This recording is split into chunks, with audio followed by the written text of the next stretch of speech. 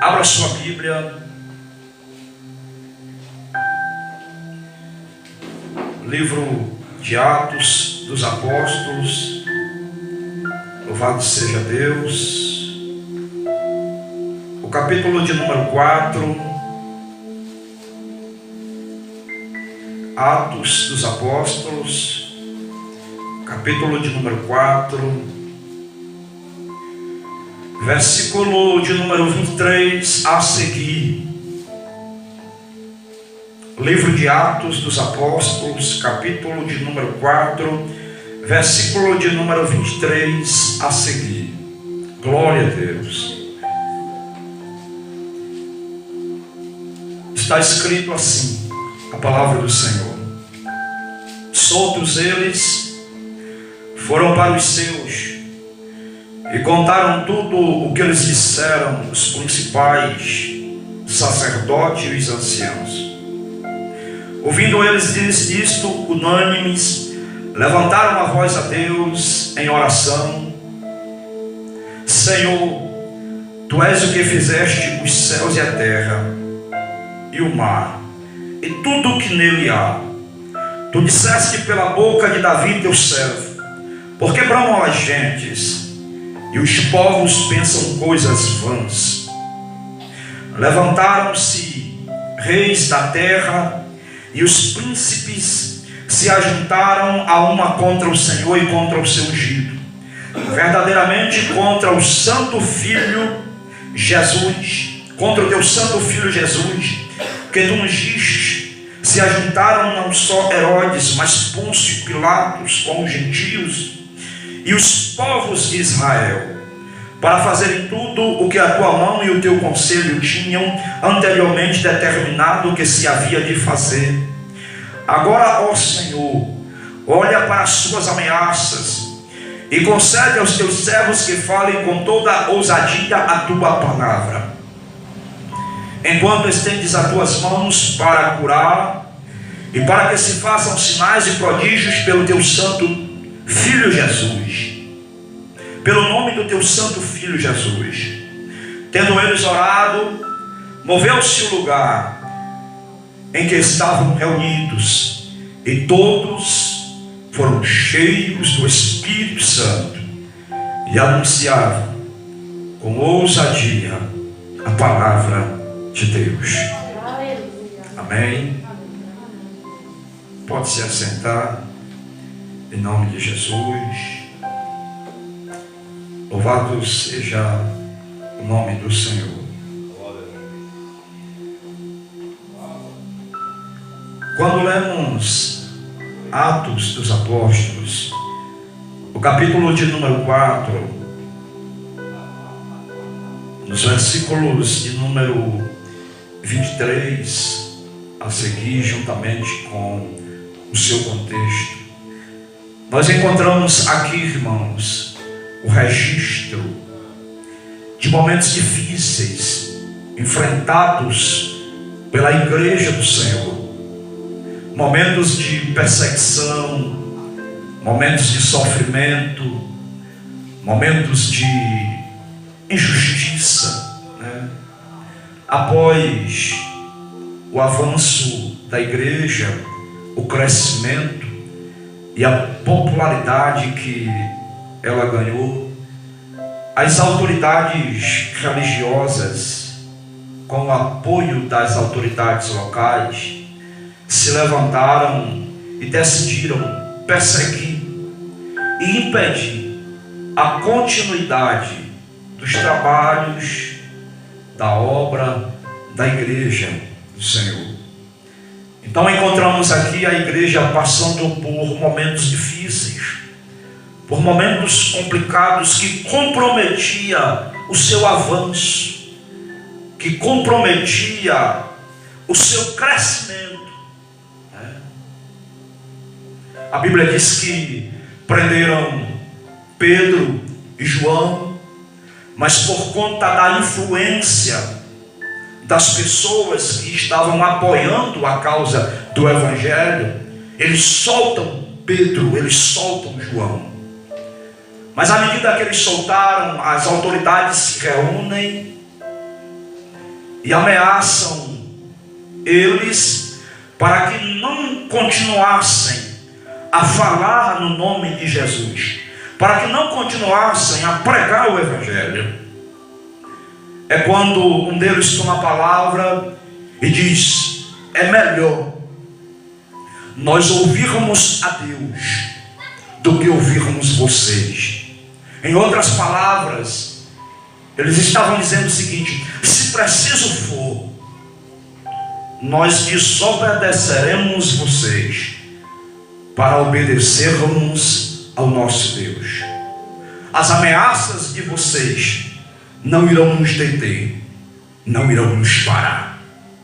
E a Bíblia diz que soltos eles voltaram para os seus, se reuniram novamente com a igreja, e juntos, unânimes, numa mesma unidade, em comunhão com o mesmo propósito, levantaram as suas vozes ao Senhor, orando ao Senhor. E é interessante que a oração deles não foi para Deus deter os inimigos, não foi para Deus parar os inimigos, não foi para Deus matar os inimigos. A oração deles foi: Senhor, olha para as ameaças deles, estão tentando nos parar, estão tentando nos deter, Senhor, mas concede aos teus servos, Pai, ousadia, para que continuemos a pregar, Senhor, a tua palavra. Enquanto a tua palavra estiver sendo pregada, estende as tuas mãos, Senhor, para que se façam sinais, prodígios e maravilhas em teu nome, Senhor. E a Bíblia diz que, movendo-se o lugar, todos foram cheios do Espírito Santo de Deus. E mesmo diante das ameaças, mesmo diante do risco de vida, mesmo diante da possibilidade de serem presos, eles continuaram a pregar a palavra de Deus com ousadia, cheios do Espírito Santo de Deus. Aleluia. É importante que você entenda que nós estamos vivendo um momento parecido. Nesse momento aqui foram as autoridades religiosas, nesse momento aqui foram as autoridades locais que se levantaram para perseguir e para tentar impedir o avanço da igreja. Mas a igreja se posicionou como ela precisava se posicionar. E toda essa resistência não foi capaz de parar o propósito de Deus na terra, o avanço da igreja do Senhor, o crescimento da igreja do Senhor. Já nos nossos dias, nós estamos diante aí de uma pandemia que logo mais completará 2 anos. Já temos 1 ano e quase 1 ano e meio. E essa pandemia, irmãos, tem representado uma forte resistência ao avanço, à permanência, à continuidade da igreja do Senhor. Mais à frente você vai entender o porquê eu estou falando isso.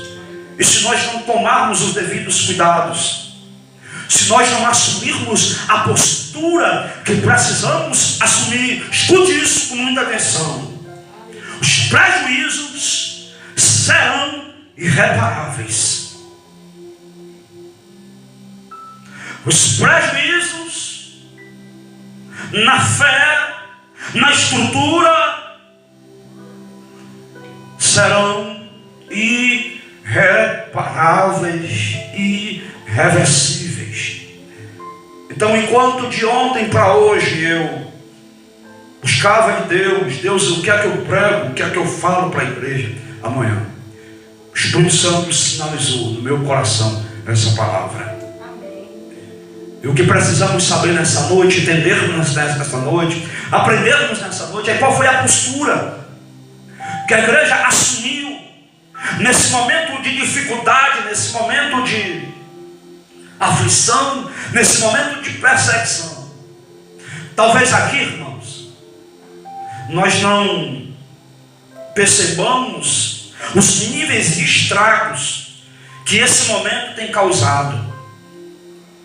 Mas tem lugares aí que igrejas fecharam. Tem lugares aí que pastores desistiram do episcopado. Tem lugares aí, irmãos, que 50%, 60% ou mais da igreja se esfriou na fé. E as pessoas estão sem condições de retomarem a sua vida espiritual. E mais à frente a gente vai entender como isso acontece. Porque havia uma expectativa muito grande. Escute, no início da pandemia havia uma expectativa muito grande. Depois da pandemia, as igrejas vão se encher. Haverá um avivamento muito grande. Os irmãos irão valorizar mais o culto, a palavra. Mas não é isso que tem acontecido, irmãos. E a gente vai entender mais à frente o efeito inverso da expectativa que existia no coração de muitos quando a pandemia começou. Então precisamos entender nessa noite, compreender nessa noite e aprendermos nessa noite qual foi a postura que a igreja assumiu, que não permitiu que a oposição, que a resistência, que a perseguição, que os levantes, que os obstáculos impedissem o avanço, o crescimento, a comunhão. Pau está quebrando, gente está sendo presa, alguns estão morrendo, mas a igreja está cheia do Espírito Santo, continuando a anunciar Jesus, porque só Jesus pode possibilitar ao homem a oportunidade de vida depois da morte. Porque na preocupação de poupar a vida terrena, muitos têm perdido a vida eterna. Daraia manto reva de que manda rabastu que me decorra nagasei. Na preocupação, eu vou repetir para você entender, na preocupação de preservação da vida terrena, tem gente perdendo a vida eterna. Jesus, aleluia, Jesus. O medo pela perda da vida terrena não pode nos impedir de continuarmos a exercermos fé, seguindo em frente a garantia de vida eterna que é através de Jesus. Aleluia, louvado seja o teu nome. Então, pastor, qual foi a postura da igreja? Como a igreja se comportou? O que fez dessa igreja uma igreja vitoriosa diante da crise? O que fez dessa igreja uma igreja vitoriosa diante do risco de morte? O que fez dessa igreja uma igreja vitoriosa, uma igreja que cresceu, que avançou diante da possibilidade de aflição, de desconforto, de sofrimento? O versículo de número 19 e 20 nos diz: respondendo, porém, Pedro e João lhe disseram: julgais vós se é justo diante de Deus ouvirmos antes a voz do que a Deus, porque não podemos deixar de falar do que temos visto e ouvido. Eles não permitiram que as circunstâncias adversas comprometessem o propósito que os impedisse de prosseguir. Escuta, eles não permitiram que as circunstâncias adversas lhes impedissem de cumprir o propósito, comprometesse o propósito. Não permitiram que essas circunstâncias os impedissem de seguir em frente. Escute, não construa uma expectativa equivocada, acreditando que encontraremos condições favoráveis para cumprirmos o propósito de Deus nas nossas vidas. Não construa uma expectativa equivocada, acreditando que as circunstâncias vão ser favoráveis para que você continue avançando no cumprimento do propósito de Deus para com a sua vida. Escuta, as circunstâncias não serão favoráveis, haverá resistência, haverá levantes do inimigo contra a tua vida, haverá situações para tentar te parar, mas você precisa decidir, não permitir que nenhuma circunstância te impeça de cumprir o propósito, de prosseguir em frente. Olha o que diz Atos capítulo 14, verso 22. Fortalecendo os discípulos e encorajando-os a permanecer na fé, e dizendo: é necessário que passemos por muitas tribulações, para entrarmos no reino de Deus. Se de fato você deseja desfrutar do reino de Deus na eternidade, adentrar no reino de Deus, desfrutar do reino de Deus para sempre, se prepare, porque a Bíblia está dizendo o seguinte, irmãos, que é por muitas tribulações, é necessário que passemos por muitas tribulações. Então as circunstâncias não serão favoráveis. Aí eu fui entender o que significa essa palavra tribulação. Me chamou a atenção enquanto eu lia esse versículo, e a palavra tribulações me chamou a atenção. E aí eu fui entender o que significa tribulação. Escute: evento ou situação aborrecida, desagradável, aflição, tormento, adversidade, sensação de tristeza, de aborrecimento, ocasionada por um desamor, ou por um desgosto, dor, infelicidade, amargura. Então o que é que Deus está dizendo na sua palavra? Que se faz necessário que através da dor, do aborrecimento, da aflição, do tormento, da tristeza, do desgosto, da infelicidade, da amargura, nós venhamos adentrar no reino dos céus. Então se prepare, irmãos, porque haverá circunstâncias não favoráveis. Você vai encontrar resistência, você vai encontrar oposição, o inferno vai se levantar para te parar, para te deter. Mas eu tenho uma boa notícia para você. Assim como Eliseu falou para Geazi, eu compartilho isso com você aqui nessa noite. Se o exército assírio está na sua frente, tentando te ameaçar, tentando te fazer parar, desistir, não se preocupe, abra a visão, enxergue espiritualmente, porque os exércitos do Deus Todo-Poderoso estão na tua retaguarda, para te guardar, para te proteger, para te livrar, porque está escrito que mais poderoso é aquele que está conosco do que aquele que se levanta contra nós. Ele pode até se levantar, mas o Deus Todo-Poderoso te sustenta, te dá graça. Aleluia, Deus.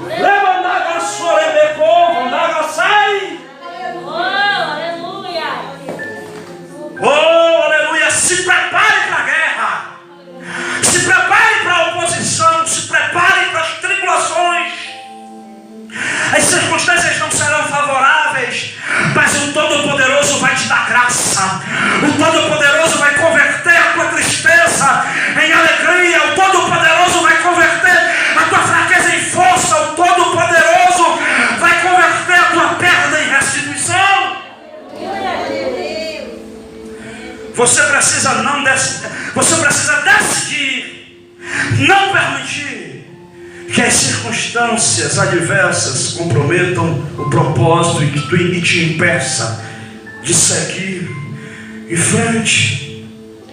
Oh, aleluia. Louvado seja Deus, aleluia. Aqui, esses irmãos estão enfrentando resistência externa. Diga comigo, resistência externa.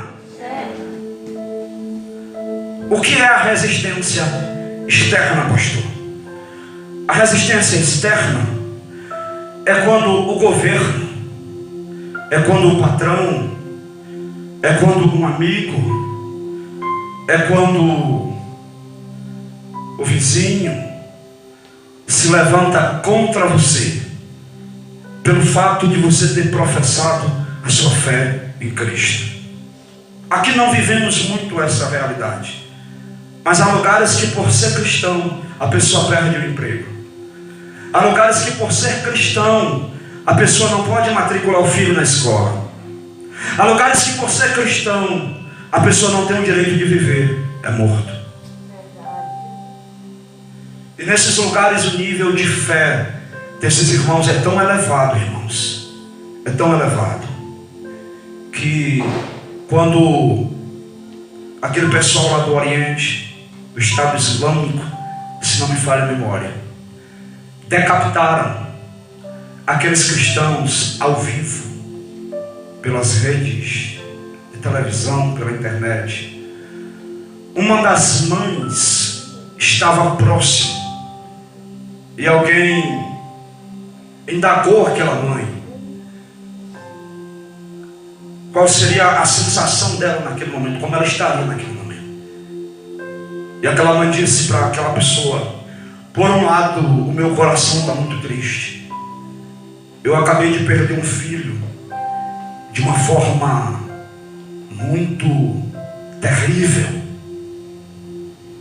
Mas por outro lado, o meu coração se alegra, porque esses homens deram ao meu filho o privilégio de morrer pela causa de Cristo.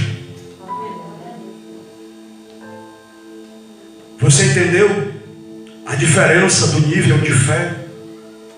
Pessoas que se alegram pelo fato de poderem morrer pela causa de Cristo, por não negarem a Cristo. Diga para alguém que está do seu lado, mesmo à distância: precisamos, com muita urgência, elevarmos o nosso nível de fé. Porque aqui, por qualquer bobagem, irmãos, por qualquer besteira, até se o irmão fizer a cara feia com o outro na igreja, se não der a paz do Senhor, não vou ser mais cristão, não. Na verdade, você nunca teve um encontro com Jesus. Porque quando de fato nós temos um encontro verdadeiro com Jesus, não há mais possibilidade de olharmos para trás. Não há mais. Escute com muita atenção. Então, tribulação externa são essas perseguições, mas há um nível de tribulação que é muito comum nos nossos dias. É muito comum aqui na nossa realidade. Em Mateus capítulo 10, versículo de número 34 ao 39, olha o que é que Jesus vai falar, irmãos. Escute isso com muita atenção. Ele vai dizer: não pensem que vim trazer paz à terra. Não vim trazer paz, mas espada. Pois vim para fazer que o homem fique contra seu pai, a filha contra a sua mãe, a nora contra a sua sogra. Os inimigos do homem serão os da sua própria família. Quem ama seu pai ou a sua mãe mais do que a mim não é digno de mim. Quem ama seu filho ou sua filha mais do que a mim não é digno de mim. E quem não toma a sua cruz e não me segue não é digno de mim. Quem acha a sua vida perderá, E quem perde a sua vida por minha causa a encontrará. Existe um nível de tribulação, de oposição, de perseguição que é externa, mas existe uma tribulação interna, irmãos. Quando acontece isso, pastor?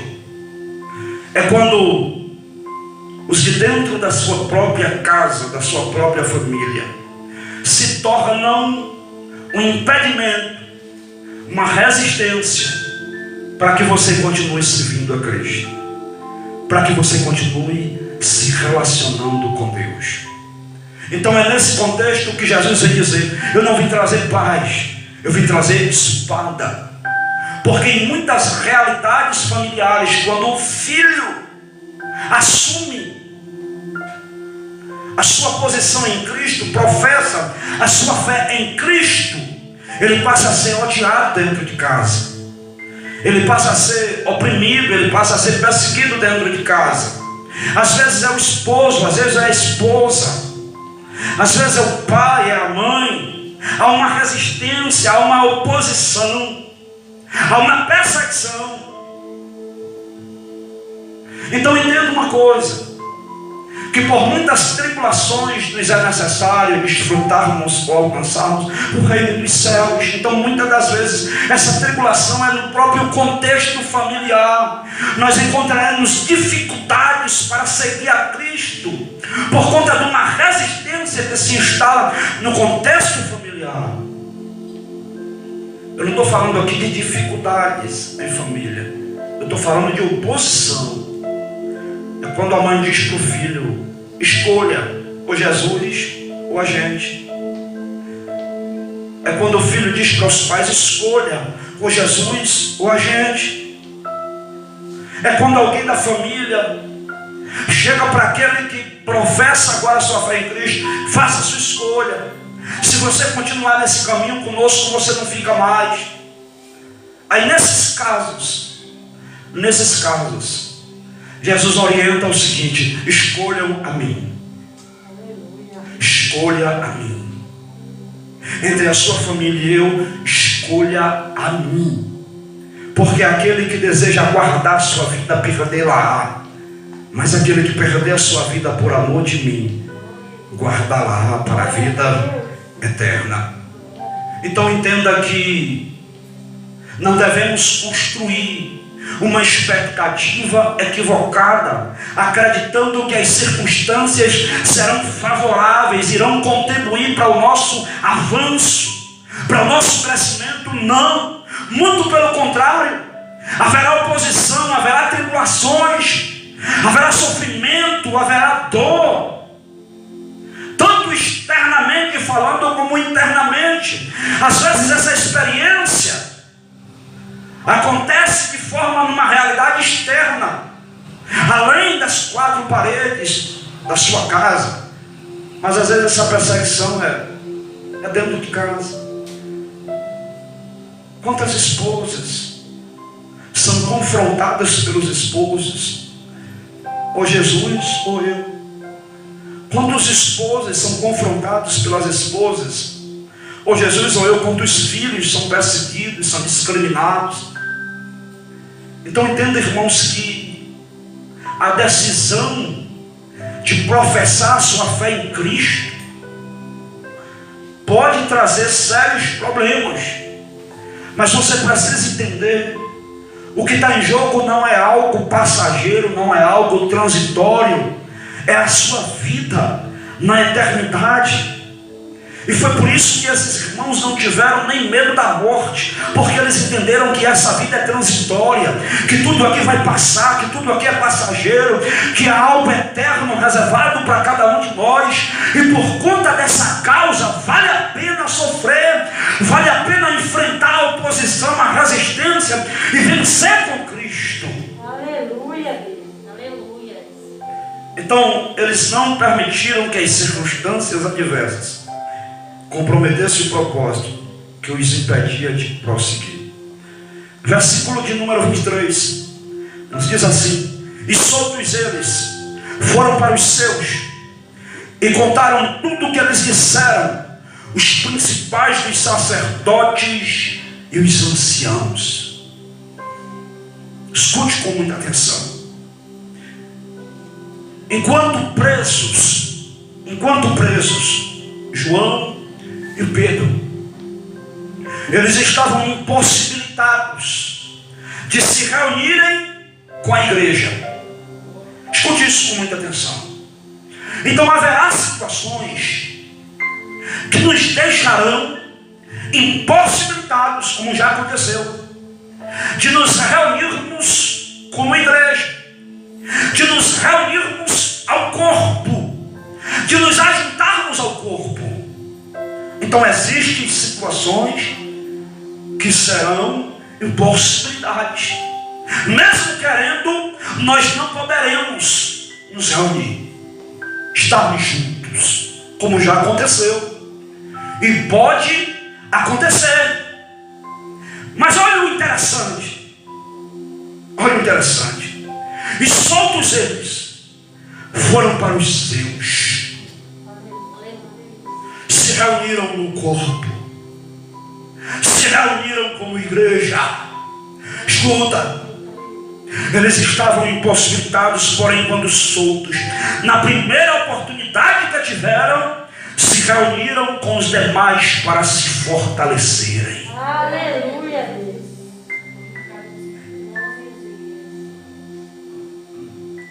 Existem situações que irão nos deixar impossibilitados de nos reunirmos com o corpo. Mas na primeira oportunidade que você tiver, corra. E eu vou te explicar por quê. Corra. Se ajunte. Se reúna. Porque quando a igreja se reúne, quando o corpo se junta, algo grandioso acontece. Algo extraordinário acontece, ainda que não percebamos com os olhos naturais, mas no mundo espiritual está acontecendo algo extraordinário. Aleluia. E era isso que eles entendiam. Eles entendiam que a força da igreja estava na sua unidade, estava na sua comunhão, estava na sua coletividade. Olha o que diz Romanos 12, 4 e 5. Assim como cada um de nós tem um corpo com muitos membros, e esses membros não exercem todos a mesma função, assim também em Cristo nós, que somos muitos, formamos um corpo, e cada membro está ligado a todos os outros. O que é que esse texto está dizendo? Que a igreja é um corpo, que o povo de Deus é um corpo. E qual é a dinâmica do corpo, pastor? A dinâmica do corpo é que o membro só tem vida quando ele está conectado ao corpo, quando ele está unido ao corpo, quando ele está ligado ao corpo. Se ele se afasta do corpo, ele perde a vida, ele entra em processo de decomposição, de putrefação. E aquele membro que estava tão vivo, quando você vai procurar novamente, ele já não está mais vivo, ele perdeu a vida, ele perdeu o vigor. Então o entendimento era esse: a nossa vida, a nossa força, o nosso vigor é condicional à nossa decisão de permanecermos conectados, unidos, ligados uns aos outros. Então você entende o projeto das trevas agora? Você entende o plano maligno que existe por detrás dessas cortinas? separar os membros do corpo. Separar os membros do corpo. Porque separados, eles não resistem. Eles não sobrevivem. Pega uma brasa e tira do fogo. Ela não apaga de forma imediata, mas se demora um pouco. A brasa que estava tão acesa, que estava tão viva, ela se apaga. Então há um mistério de Deus, no sentido da comunhão da igreja, da comunhão do corpo, da comunhão dos membros uns com os outros. Toda vez que nos reunimos, toda vez que nos ajudamos como igreja, algo extraordinário acontece. O fraco é fortalecido, o vazio é cheio, o desanimado se anima. Escute, Efésios 5, 16, 21. Remindo o tempo. Eu disse, meu Deus, o que significa remir o tempo? Aproveitando ao máximo cada oportunidade. Efésios 5, 16 ao 21. Remindo o tempo, que significa aproveitando ao máximo cada oportunidade. Porquanto os dias são maus. Por isso não sejais insensatos, mas entendei qual seja a vontade do Senhor. E não vos embriagueis com vinho, em que há contenda, mas enchei-vos do Espírito Santo, falando entre vós, escuta com muita atenção, falando entre vós com salmos e hinos e cânticos espirituais. Escuta o mistério, o entendimento da palavra. Não vos embriagueis com vinho, no que há contenda, no qual há contenda. Existe um vinho,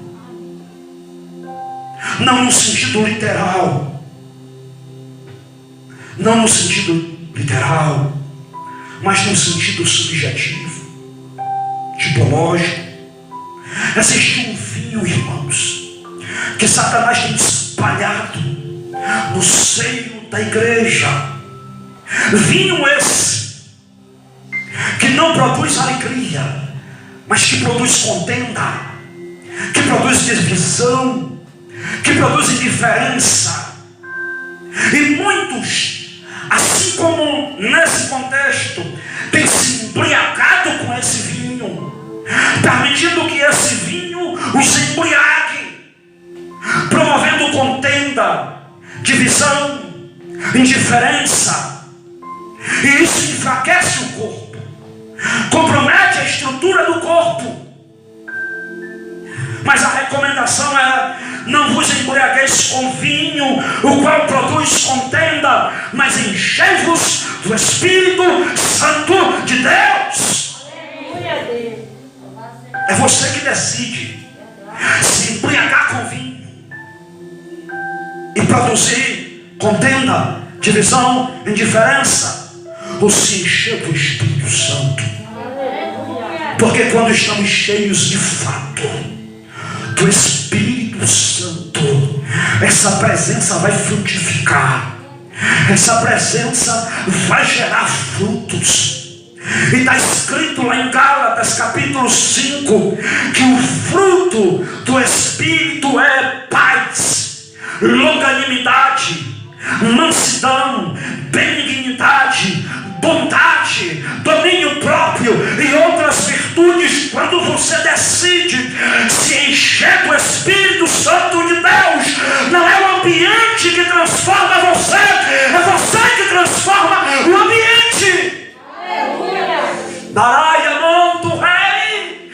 Não é as pessoas que corrompem você e contaminam você, é você que transforma, que influencia as pessoas.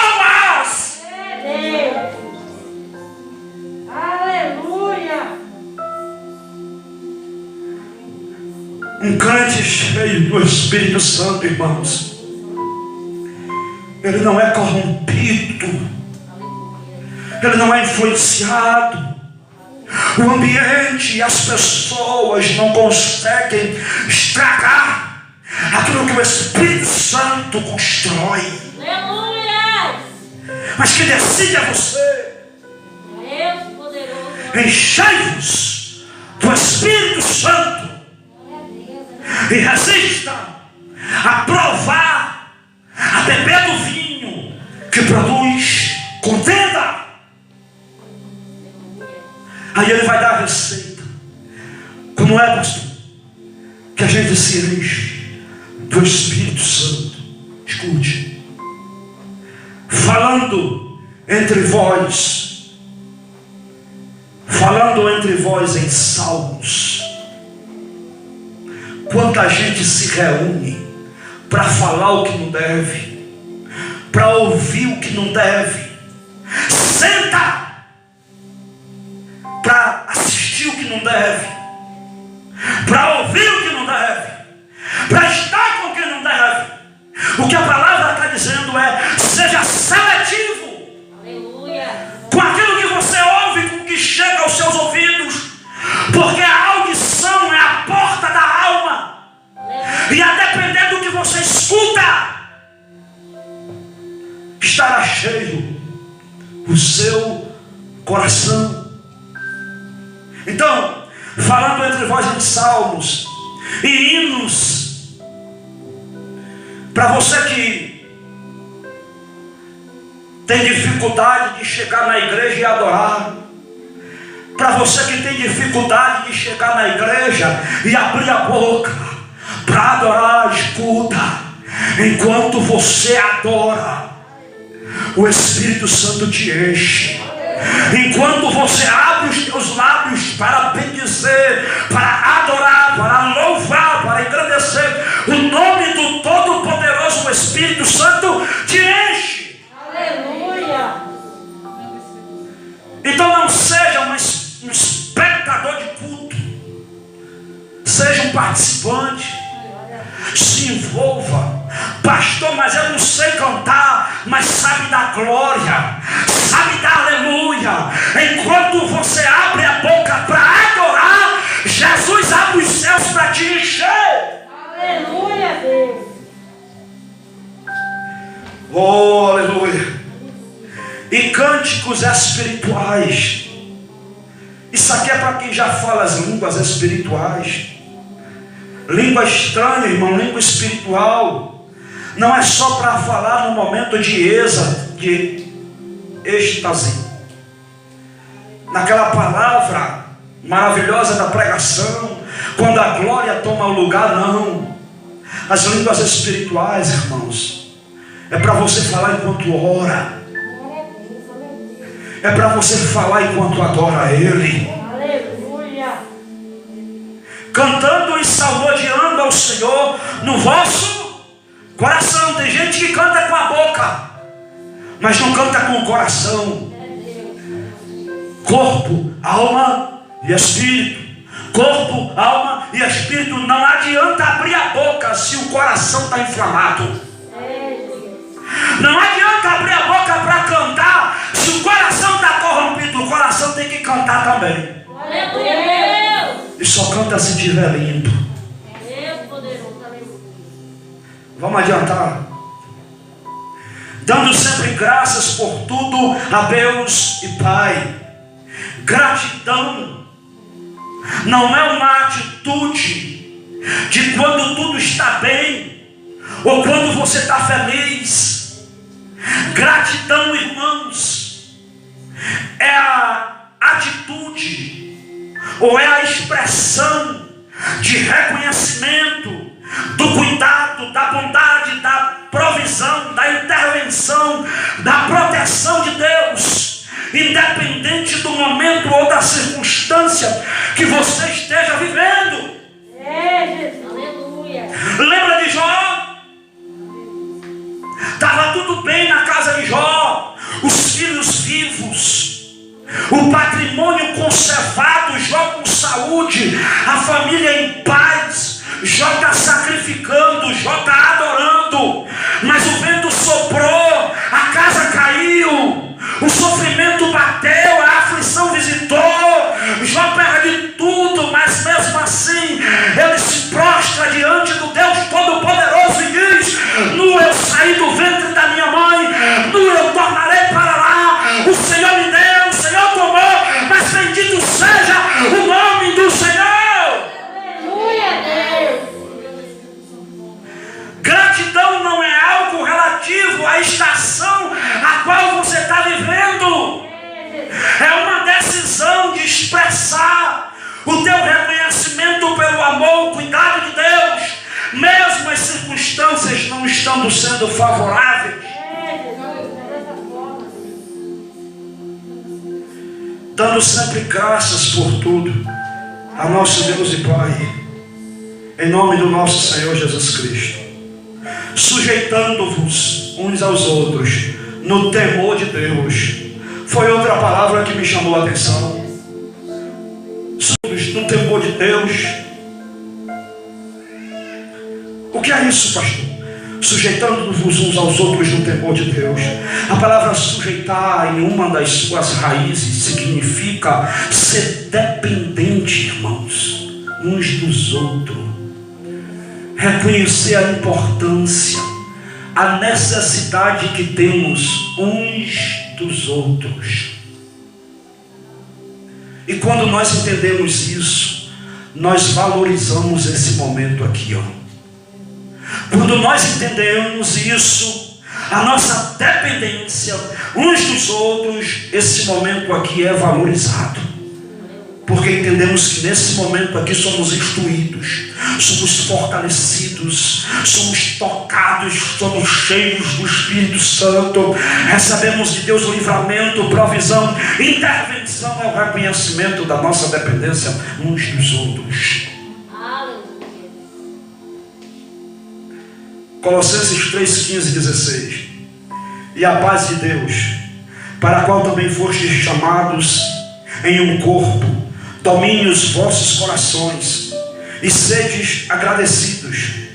A palavra de Cristo habite em vós abundantemente, em toda a sabedoria, ensinando-vos e admoestando-vos uns aos outros com salmos, hinos, cânticos espirituais, cantando ao Senhor com graça em vosso coração. Deixa eu finalizar explicando para você a frustração na expectativa que havia no coração de muitos quando a pandemia começou. A expectativa era que depois da pandemia a igreja ia viver um avivamento extraordinário, sobrenatural. Os crentes tudo em casa, com sede de Deus, com fome de Deus. Quando dissessem o culto está liberado, ia faltar cadeira nas igrejas para o povo. É raro, irmãos, é raro, porque não entenderam que o distanciamento, o afastamento dos membros uns dos outros não produz vida, produz morte. E aquilo que pensaram ser um grande avivamento tornou-se ou transformou-se numa triste realidade. Igrejas totalmente ou quase que totalmente vazias. Aqueles que ficaram em casa não tiveram condições de alimentarem a sua fé, de nutrirem a sua fé, e apagaram, esmoreceram, desanimaram, se renderam às correntes, aos aguilhões do adversário.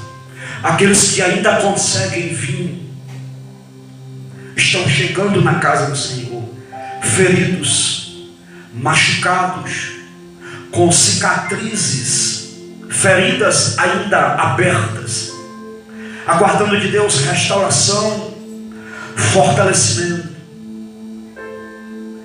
por conta do estrago que essa experiência do distanciamento trouxe.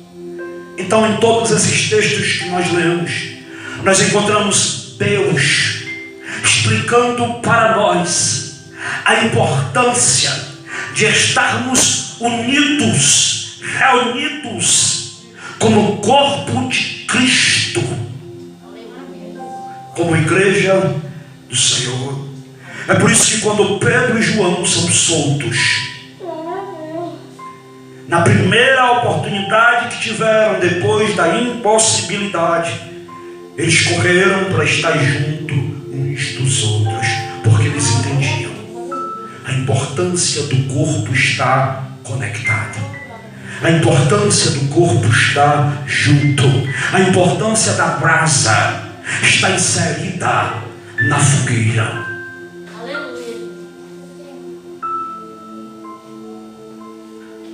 Atos 24 até o 29. Eu vou ler só o 29. Agora, pois, ó Senhor, olha para as suas ameaças e concede aos teus filhos que falem com toda a ousadia a tua palavra. Primeiro, eles não permitiram que as circunstâncias adversas comprometessem o propósito e que os impedissem de prosseguir. Segundo, eles reconheceram a importância e a necessidade da comunhão com o corpo. E terceiro, eles invocaram a Deus na comunhão do corpo, compreendendo a soberania de Deus, não ignorando as circunstâncias, porém reconhecendo o poder da sua palavra e a possibilidade da sua intervenção. Eu vou traduzir isso aqui para vocês.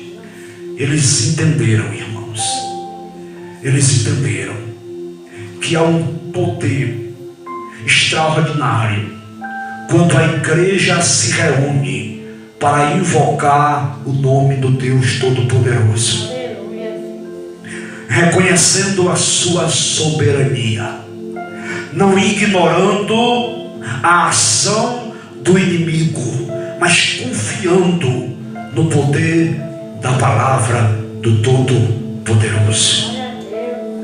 E a Bíblia diz que todos foram cheios do Espírito Santo e continuaram a anunciar com ousadia a palavra do Deus Todo-Poderoso. Então, que possamos aprender com esses irmãos e a termos esses cuidados, o cuidado de não permitir que as circunstâncias adversas nos impeçam de prosseguirmos em direção ao propósito.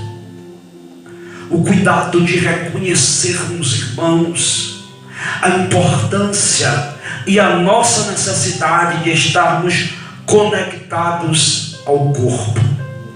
E por último, o entendimento para crermos que quando nos reunirmos para invocarmos o nome do Deus Todo-Poderoso, há uma ação extraordinária no céu que trabalha em favor da igreja do Senhor. Que essa palavra fique no seu coração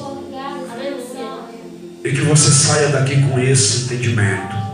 Não construa expectativa de circunstâncias favoráveis, mas decida com a graça de Deus, com a presença do Espírito Santo e com a garantia da palavra do Todo-Poderoso, segue em frente, avançar em frente, não desistir, não parar, entendendo que por muitas tribulações se faz necessário para entrarmos no reino de Deus.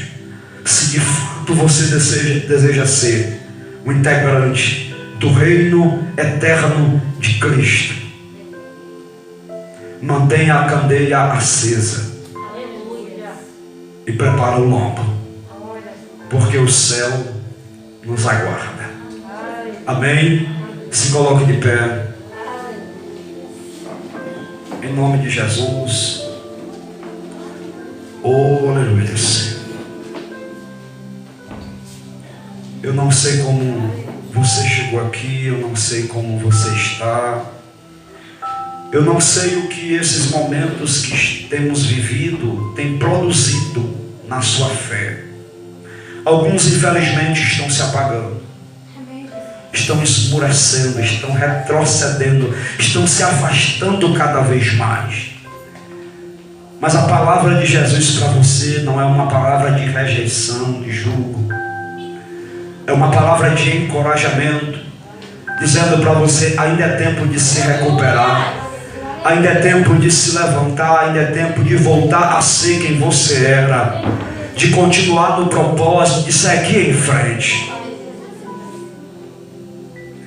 E talvez você seja alguém que não foi atingido, que não foi afetado, que conseguiu se alimentar, que conseguiu se manter firme, se manter forte em meio a toda essa turbulência que temos vivido. Ajude a quem você puder, intercedendo, encorajando, animando, porque essa é a palavra, animando uns aos outros, entendendo que por muitas tribulações se faz necessário para adentrarmos no reino dos céus. Quem está forte, irmão, fortalece e anima quem está fraco. O verdadeiro servo não julga, mas estende as mãos. E se houver humildade em quem está fraco para pegar nas mãos, vai se levantar, vai se reerguer.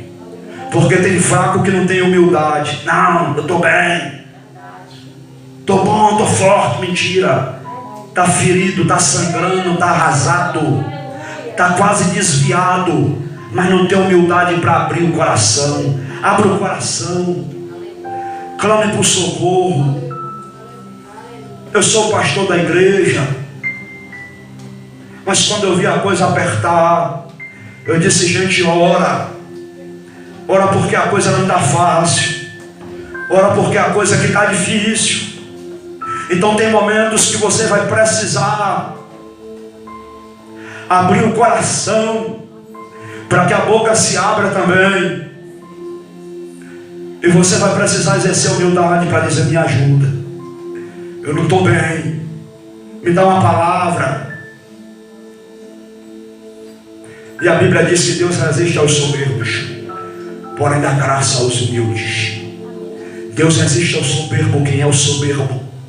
O soberbo é quem se acha, é quem julga-se não precisar de ninguém, é quem acredita que pode tudo sozinho ou sozinha. O soberbo é esse, irmãos. É o que não reconhece a sua carência e necessidade, não só do corpo, não só de Deus, mas também do corpo. Mas a Bíblia diz que Ele dá graça aos humildes. Ao soberbo Ele resiste, Ele se afasta, Ele se distancia. Mas ao humilde Ele dá graça. O que é graça? Favor imerecido. Não merece, não é digno, mas é humilde. Então, por conta da sua humildade, receba o que você não merece, mas o que você está precisando. Receba graça, receba graça, receba graça. Estava ferido, agora está restaurado. Estava caído, mas agora está de pé. Estava fraco, mas agora estava forte. Estava esquecido, mas agora foi lembrado. Estava sendo humilhado, mas agora Deus está honrando, porque recebeu graça. Graça. Pai, em nome de Jesus, Pai, obrigado por tua palavra.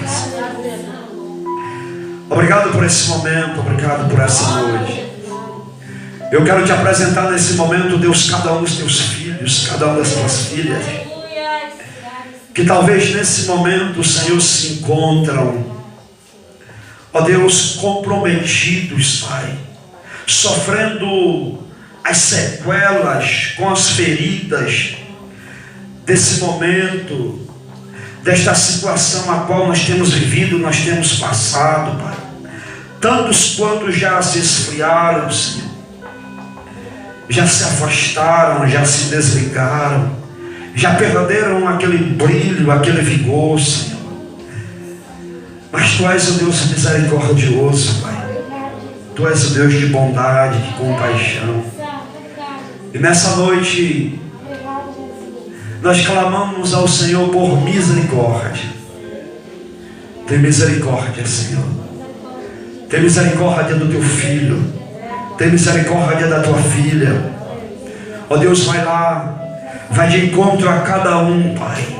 Restaura, levanta, fortalece, coloca de pé, Senhor.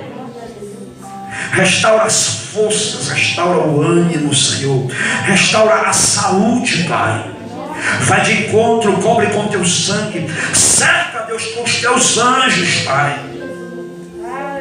Enche-os com o Teu Espírito Santo, Pai, para que eles não se rendam diante da circunstância adversa, diante da oposição, das tribulações. Muito pelo contrário, que tudo isso venha, Pai, forjá-los, construir neles uma nova estrutura, Pai. Oh Deus, tem misericórdia do Teu filho, tem misericórdia da Tua filha, tem misericórdia do Teu povo, tem misericórdia da Tua igreja, Pai. Colocamos a cada um nas Tuas mãos, em nome do Senhor Jesus Cristo. Amém. Quantos podem aplaudir ao Senhor?